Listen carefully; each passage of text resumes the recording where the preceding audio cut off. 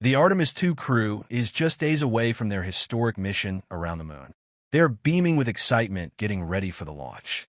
Good morning and welcome to NASA's Kennedy Space Center for our Artemis II Crew News Conference. The crew is joining us virtually today from astronaut crew quarters, and we'll begin taking questions shortly. But before we get started, I'll toss it over to the crew for some opening remarks. Reid, take us away.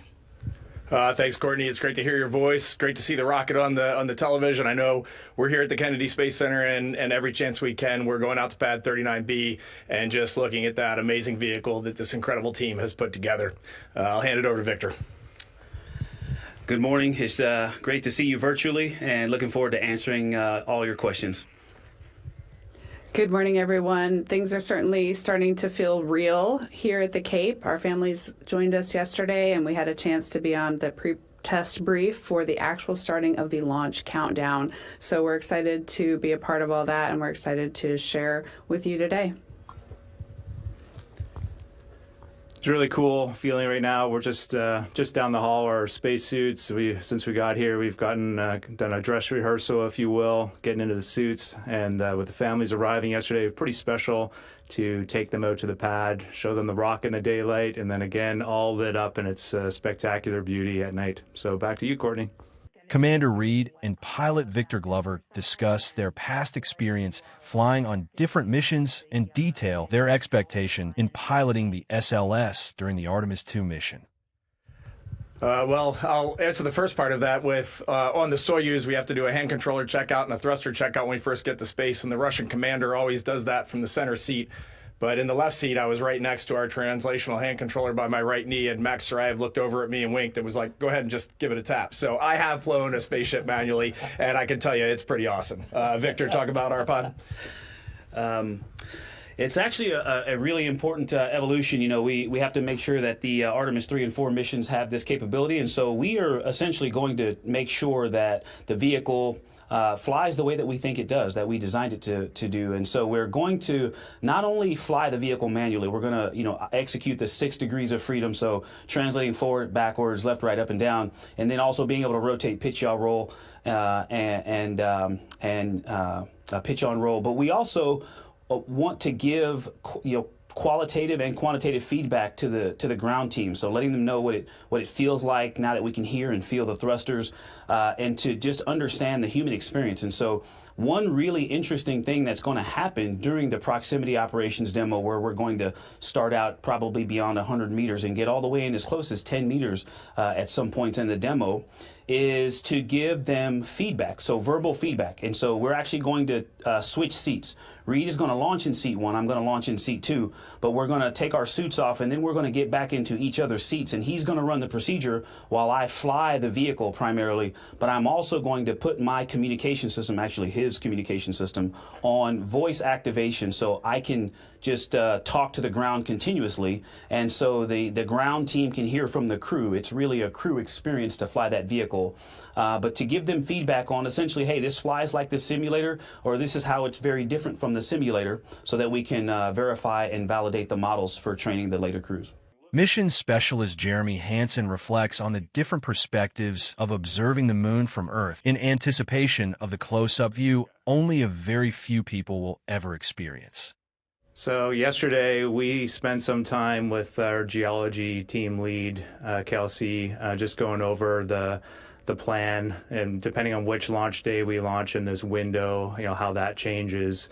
But looking at some of the details that we're going to be examining and the things that they're interested in, specifically different colors or just different shades, variations in the albedo of the moon. They're very interested. We look at it from different angles and different lighting.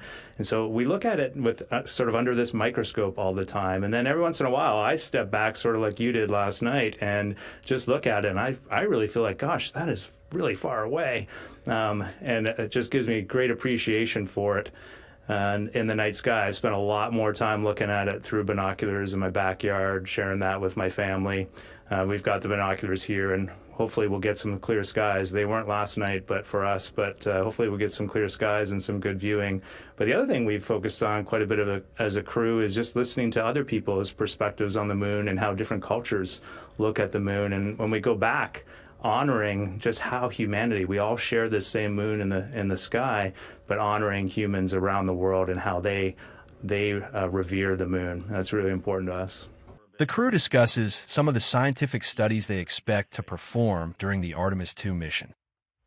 I'll start with, it's going to be a touch off topic, but the camera that Artemis 3 will take and Artemis 4 will take to the surface of the moon is going to be a Z9 by Nikon, and we fought pretty hard to get just that camera on board to see what is the radiation environment in deep space going to do to the sensors on that particular camera so that we can learn about that. We have science experiments on board that are going to be looking at our own cells in our body and also on little test kits, so we'll be able to compare that when we get back. We have radiation sensors in the vehicle that are going to be monitoring the radiation environment for the entire ride out and back. And then we also are going to go into, most likely if we launch on the 1st or 2nd, we'll go into an eclipse period, which will be very stressing for the power and thermal systems on our spacecraft. There's not really a scientific benefit there, but it's a huge payoff to our modeling and what we're going to look at for Artemis 3 and 4. I'll see if anyone else wants to talk some of the details. Just wanted to add that, one of the things that the future Artemis missions are going to do is actually to work on the surface of the moon. And so we also have a fantastic team of exercise folks and operational psychologists that we're going to get to talk to. And even though this mission is not going to the surface, we are starting some of the processes that we think are going to help them be successful physically, emotionally, and mentally in getting ready for surface work. Commander Reid talks about his leadership role, team cohesion, and the supporting roles each crew member is expected to play. I say it every time I get asked this question. I'm flying with Victor, Christina, and Jeremy. We have the best crew that you could put together from NASA and the Canadian Space Agency here. So we really have broken down the specifics of this mission across all 4 of us. There are times when I have responsibility. There is times when others have the direct responsibility. But at the end of the day, every ship needs a captain, and I'm ready to make those decisions. But I'm not making them in a vacuum. I can just watch my crewmates here. I know their facial expressions. They know mine. We know when we're tense. We know when an immediate decision needs to be made. But the biggest thing that we try to remind ourselves every single time we fly, we say, no fast hands in the cockpit. You do not want to do anything too quick in this vehicle. You need to take your time. You need to process everything. Almost always it pays bigger dividends to move forward than to go backwards. So no fast hands in the cockpit. We're going to go slow, and we have the ultimate trust in each other. And that's how we will get through this. The crew reflects on what this mission means beyond NASA and what it means to the people watching from Earth.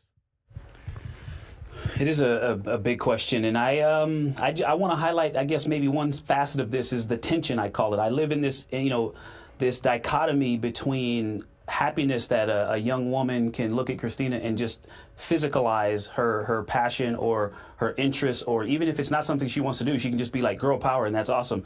And that young brown boys and girls can look at me and go, hey, he looks like me and he's doing what? And that's great. I love that. But I also hope we are pushing the other direction, that one day we don't have to talk about these first, that one day this is just, and I listen to this, that this is the human history. It's about human history. It's the story of humanity, not black history, not women's history, but that it becomes human history.